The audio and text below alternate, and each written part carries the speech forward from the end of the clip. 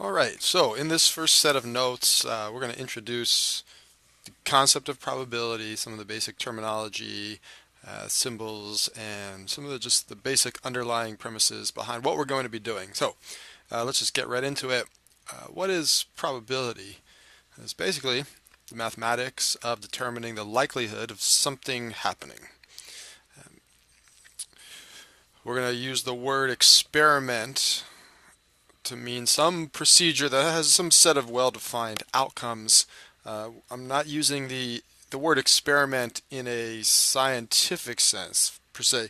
It could be flipping a coin, rolling dice, recording the height of people walking through a doorway, and just any process that has well-defined outcomes or results. So um, these results of the experiment are we'll call them outcomes. Now, an outcome is the output or the result of some experiment or some procedure.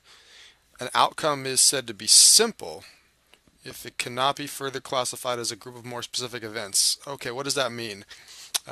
Basically, a simple outcome is a single specific occurrence of something happening that cannot happen in multiple ways. I'm going to use rolling dice for the example. So I have two different dice here. I have one red and one black. So on this next slide, here's an example of looking at, so my procedure, my experiment would be rolling two dice. The outcomes of that experiment, well, are those outcomes simple or not simple? If they're not simple, we'll call them compound. Well, it depends on how we interpret the results. So here on top, this is looking at those outcomes as simple. For example, this, what I just highlighted in green, a 4 on the first die and a 2 on the second. So let's say a red 4 and a black 2. That's as specific as it could get. Well, a 4 and a 2 makes 6. Saying I rolled a 6 as the sum of two dice, well, that's not simple because rolling a 6, this could happen multiple ways. So that's what we have down here.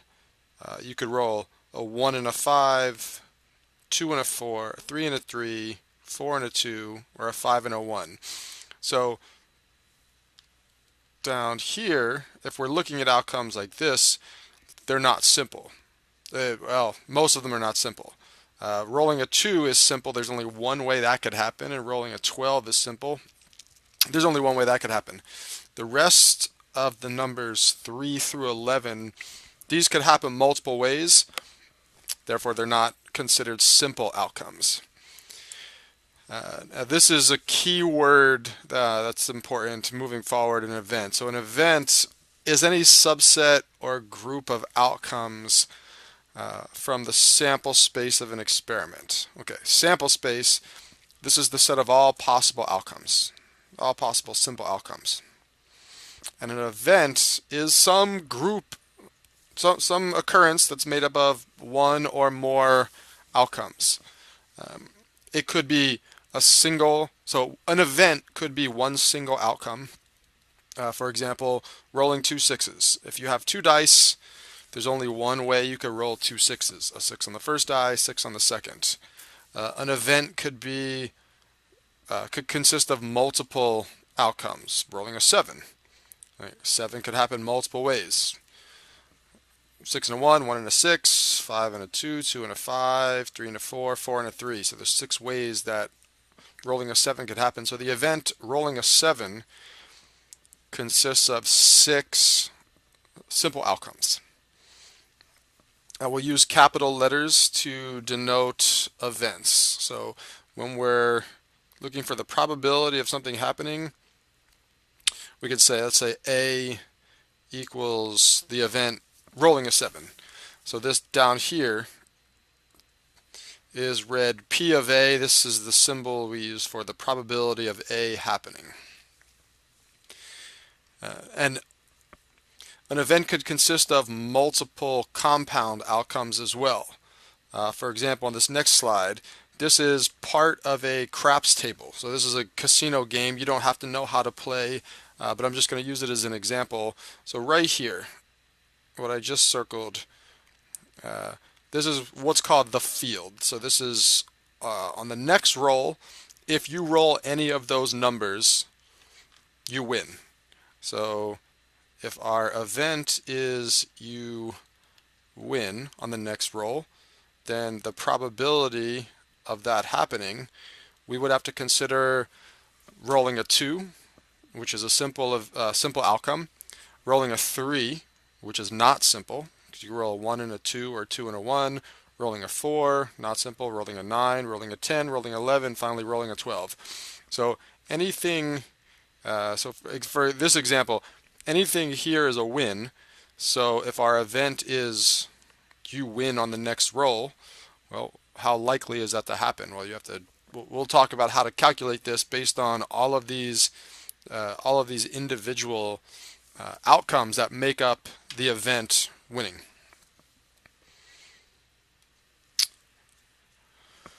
Okay, one characteristic of probability, it's a percentage. So it's going to be some number from 0 to 1. If the event is impossible, like for example, what's the probability 2 suns rise tomorrow? Well, probability is 0. That's an impossible event. Certain events, something that is guaranteed to happen, the probability is equal to 1. 1 corresponds to 100%. Now, notation-wise, like I mentioned already, capital letters will represent events. Could be a single simple outcome, could be a compound outcome, it could be multiple outcomes, multiple compound outcomes. It depends on the problem. P of A, probability that A happens. This next notation, A prime, A with an apostrophe, you may also see A bar. These are interchangeable. Some books use the bar, some books use the apostrophe. This means the complement of A. Complement means not happening. So down here, probability of A complement, this is the symbol that represents the probability of A not happening. Now, either A happens or A doesn't happen. The only two options. There's no third option. So the probability of A happening, whatever that number is, plus the probability of A not happening, whatever that number is, these two should add up to 1 because they account for all 100% of the possible outcomes. Now let's talk about the different types of probability. We'll stick primarily with the first type. So the classical or the theoretical probability, this is what you would expect to happen. So for example, if I roll one die and I say, what's the probability you roll a 4? Well, there's 1 4 on the die and there's 6 sides. So 1 out of 6, there's 1 4 out of 6 possibilities. So it should be 1/6 of the time you roll a 4. So the classical, this is the classical probability. This is based on what you expect to happen if you were to perform an experiment over and over and over. Now, remember, probability does not predict the outcome, the specific result of one experiment done one time. We're thinking more in terms of if something is done over and over and over and over, what's likely to be the trend in the results. Now the relative or the experimental probability, this is the probability based on an experiment that has already been done and been done multiple times. So if I said, what's the probability of rolling a 4? Well, I can think in terms of the structure of this die. Well, there's 6 sides, one of them is a 4. Or I could actually roll the die a bunch of times and see how often does the 4 come up. Let me just roll to 1, roll to 5, roll to 2, roll to 4, and another 4. Okay, so I just rolled a single die 5 times. The relative probability that I roll a 4 is 40% because of those 5 rolls, 2 of them were a 4. So my experimental data tells me that 2 out of 5 rolls should give me a 4. So 2 out of 5 or zero point 0.4 or 40%. The third type of probability, subjective probability, this is probability that you can only estimate. Um, I'm sure all of you have seen subjective probability in the past. Absolutely. If you think about if you've ever seen weather forecasts, let's say 30% chance of rain, 50% chance of rain, something like this. You never hear the meteorologists say there is a 41.6% chance of rain. They round it to the nearest 10. So it's based on available data. So subjective probability you can only estimate or guess based on a combination of past experience, personal opinion, and analysis of a particular situation. So based on the data at hand, you can estimate the probability, but subjective probability is calculating the likelihood of something happening that we can't actually measure. And now let's talk about the how to mathematically calculate the probability. And probability comes down to counting. So for the classical probability, what we expect to happen before the experiment is done, the probability of A, and so I'm right here, the probability of A, where A is any event, is the number of simple ways A could happen divided by the total number of possible simple outcomes of the experiment. So according to that, the probability of rolling a 4 should be the number of ways it could happen, which is only one 4 on here, so 1, divided by the total number of simple outcomes, of which there are 6. So the probability of rolling a 4 is 1/6. The empirical, also called the relative probability or the experimental probability, this is based on an observation. This is you do an experiment, or you do an experiment a number of times, and you look at what actually happened. So I just calculated an empirical probability a couple of minutes ago. I just rolled the die 5 times, and of those 5 times, 2 of the rolls were a 4. So according to this formula, the empirical probability of rolling a 4 is equal to the number of times it happened, which was 2, divided by the total number of trials of the experiment, which was 5. 5 rolls, 2 of them I rolled a 4, so 2 out of 5, which is 0.4 or 40%. And with subjective probability, there's no formula because it's an estimation or a guess. We're not going to do much with subjective probability. We're going to be most of the time here with the classical probability. Okay. So here's an example of the second type, the empirical probability. So we're given data that has already been collected, students that have already registered for classes. So find the probability that if you select a student at random, that student is a male taking statistics. Okay, so I'm going to go back one slide. The empirical probability in green here is equal to the number of trials in which A happened divided by the total number of possible outcomes, or the number of trials in the experiment,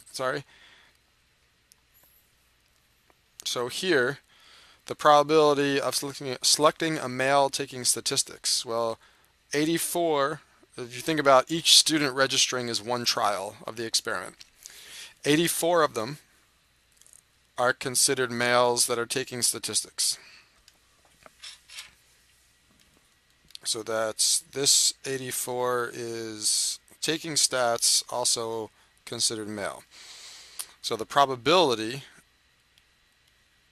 of this event A, and in this case, here's A, male taking statistics.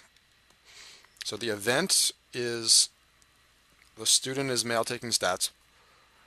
The probability of this should be equal to the number of times it happened, the number of students that registered, the number of male students that registered for stats, which is 84, divided by the total number of trials. And if each student is considered a trial, well, there's 439 trials. So the empirical probability of this happening is 84 out of 439, or 0.191, about 19%. Okay, so with empirical probability, you have to be given the results of an experiment or the results of multiple trials of an experiment in the context of this class. Now, the classical probability tells me that rolling a 4 should have a probability of 1/6. 1 out of 6 sides is a 4.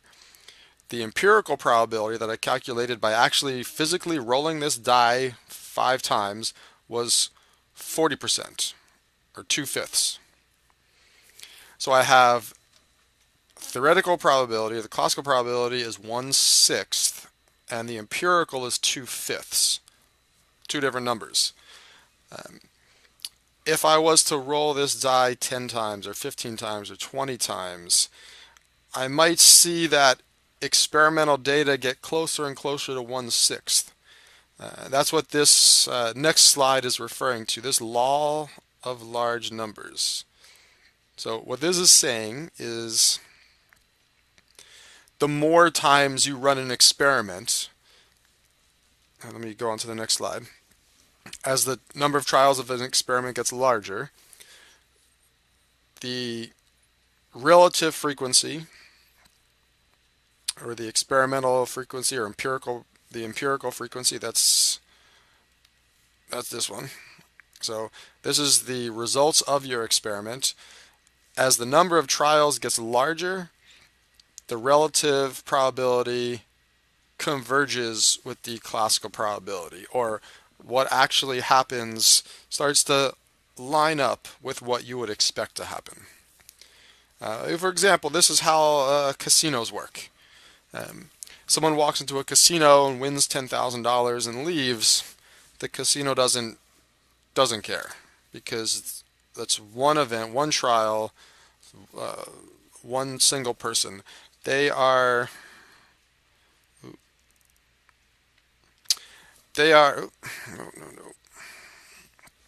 more concerned with the hundreds of thousands of bets that are going to take place over the course of a year.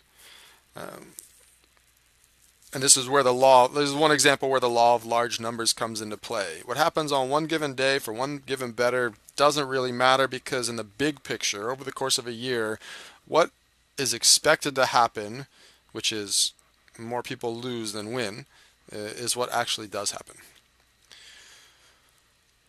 Okay, that about does it for this section. The next video, the next slideshow will deal with section 2.